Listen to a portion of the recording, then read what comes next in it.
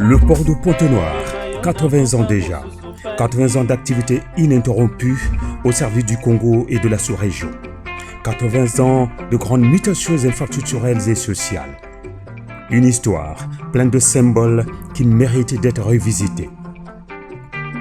Après plusieurs missions de recherche menées par la puissance colonisatrice dans l'optique de trouver un point maritime idéal pour la construction d'un port, terminus du chemin de fer sur l'océan, Victor Augagneur, gouverneur général de l'Afrique équatoriale française, choisit à cet effet le 2 juillet 1921 Pointe-Noire du fait de son meilleur mouillage. Victor Augagneur décida aussitôt de faire exécuter les études préludes à la construction du port de Pointe-Noire. Dans la continuité de son prédécesseur, le gouverneur général Raphaël Antonetti, après avoir inauguré la veille le chemin de fer Congo-Océan, procéda le 11 juillet 1934 à la pose de la première pierre du port en eau profonde de Pointe-Noire en présence de nombreuses notabilités étrangères et locales. 4 ans, 8 mois et 19 jours à peine auront suffi pour achever l'essentiel de cet ouvrage grandiose, porte d'entrée de l'Afrique équatoriale française. Le 1er avril 1939, le port de Pointe-Noire sera ouvert au public avec la mise en exploitation d'un tronçon de 200 mètres de quai en eau profonde. Le 2 avril de la même année, il reçoit un premier navire, le Foucault, de la Compagnie des chargeurs réunis. Cette date est une étape mémorable dans l'histoire de l'Afrique équatoriale française et marqua le début d'une ère nouvelle. Le port de Pointe-Noire est considéré comme la porte océane de l'Afrique centrale. Déjà lorsque nous étions encore gamins dans la baie de Pointe-Noire, nous voyions des ballots de coton en provenance du Tchad, de Centrafrique, qui étaient embarqués ici à Pointe-Noire. Aujourd'hui, 80% des échanges commerciaux entre le Congo et le reste du monde passent par le port de Pointe-Noire.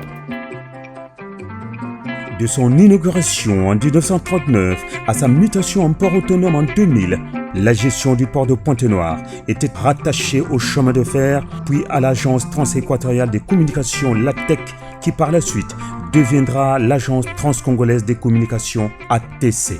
L'ATEC, Agence transéquatoriale des communications, et après, lorsque le président Gouabi a décidé en 1969 que toutes les installations situées sur le territoire congolais doivent réintégrer le Congo, il a récupéré le port de Pointe-Noire, il a récupéré le chemin de fer Congo-Océan, il a récupéré le port de Brazzaville, il a récupéré les voies navigables qui remontent jusqu'à Bangui, il a récupéré les transports fluviaux.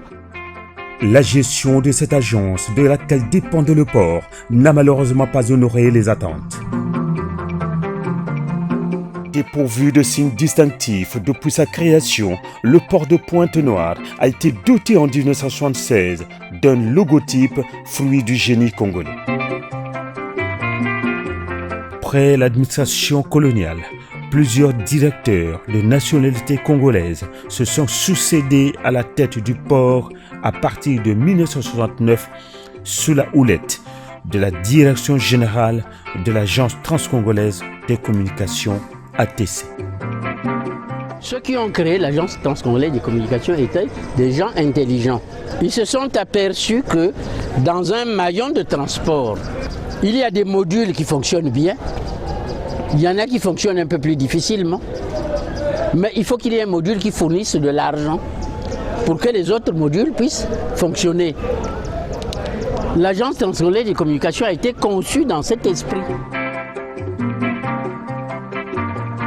Pour faire face à l'environnement sous-régional très concurrentiel, il fallait des mesures courageuses susceptibles de redonner au port sa vocation première de porte océane de l'Afrique centrale. Ainsi, par scission et dissolution de l'ATC, le gouvernement congolais crée en février 2000 par ordonnance le port autonome de Pointe-Noire, un tournant décisif. Cette dynamique offre au port le statut d'établissement à caractère industriel et commercial, jouissant de la personnalité juridique, de l'autonomisation financière et de gestion. La décision ainsi prise par le gouvernement congolais s'est fondée sur une vision futuriste qui devrait à terme faire jouer à nouveau au port son rôle de centre de gravité des échanges du bassin du Congo. Dès l'avènement du port autonome de Pointe-Noire en 2000, l'une des priorités de la direction générale était de réhabiliter les installations existantes et d'adapter le port aux nouvelles conditions de trafic. Quand on prend le port en l'an 2000, on se rend compte qu'il était complètement dégradé. Donc on a mis en place un programme d'investissement prioritaire pour réhabiliter le potentiel d'antan du port.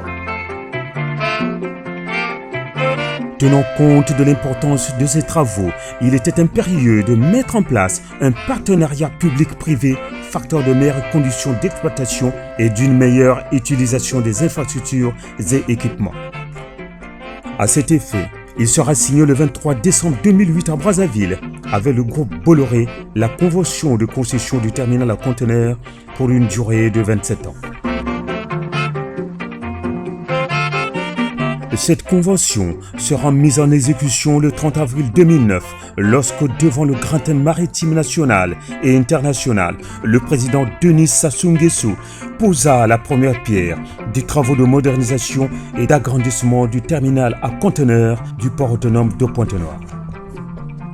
Les travaux de modernisation, les réformes institutionnelles ainsi réalisées et l'acquisition des unités navigantes de dernière génération ont positivement impacté le rythme de l'activité portuaire. Grâce à l'implication personnelle de son Excellence le Président de la République, c'est un programme d'investissement prioritaire qui était lié justement à la Nouvelle Espérance, c'était de relancer l'économie du Congo. De 49 577 EVP en 2002, le port autonome de Pointe-Noire a dépassé la barre de 730 000 EVP en 2018.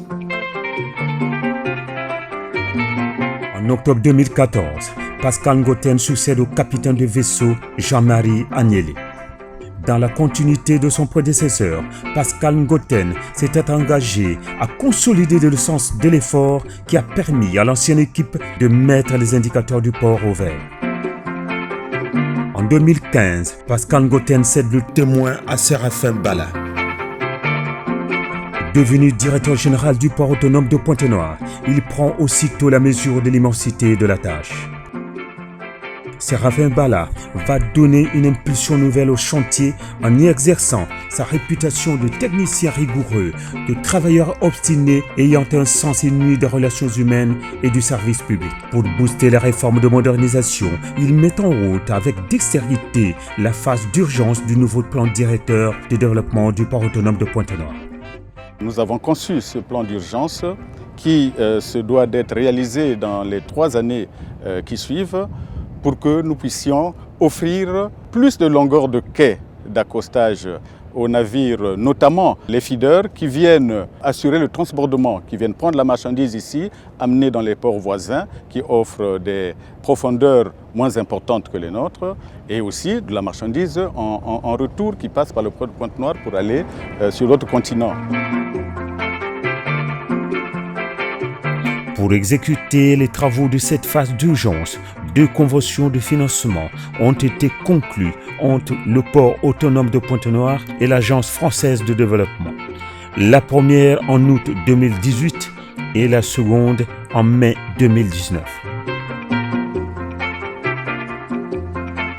L'amélioration de la qualité des services pour gagner le pari de la compétitivité est un leitmotiv pour lequel le directeur général du port avait engagé le personnel dans un processus de certification à la norme ISO 9001 version 2015.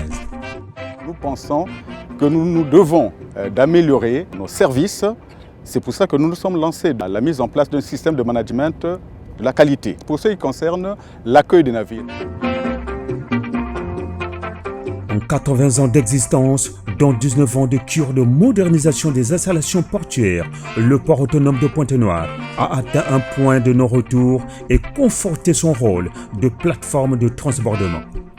70% du trafic actuel du port de Pointe-Noire se trouve être en transbordement à destination ou en provenance des pays voisins. Quel visage aura ce port dans les 80 prochaines années? Toute une énigme. 80 ans, je ne saurais le dire. Personne aujourd'hui ne pourrait présager de ce que serait le développement du pays. Mais déjà, je pense que jusqu'à l'horizon 2035, nous avons un plan directeur de développement que nous sommes en train de mettre en œuvre d'année en année. Confortablement ancré dans la modernité, le port autonome de Pointe-Noire jouit aujourd'hui de toutes les conditions infrastructurelles qui lui offrent les capacités d'affronter la concurrence qui frappe à sa porte.